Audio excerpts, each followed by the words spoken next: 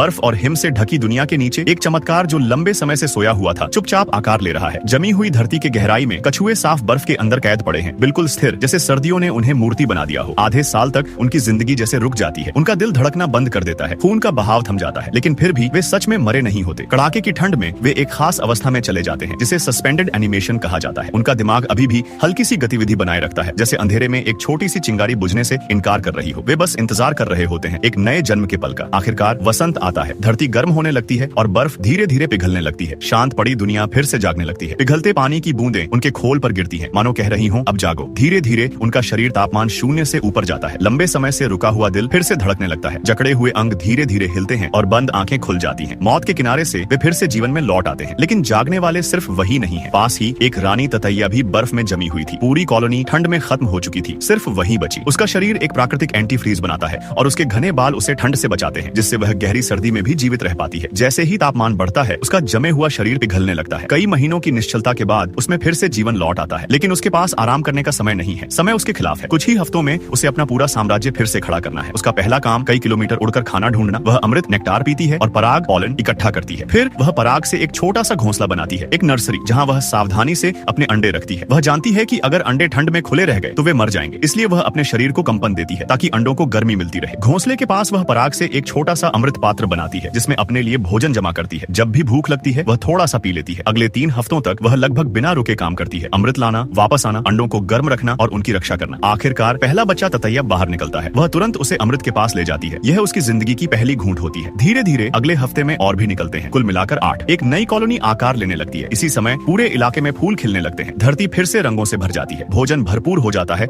और जीवन तेजी से आगे बढ़ता है। और जल्द ही इस पिघलती हुई बर्फ की दुनिया से एक नया ततैया साम्राज्य फिर से खड़ा हो जाए।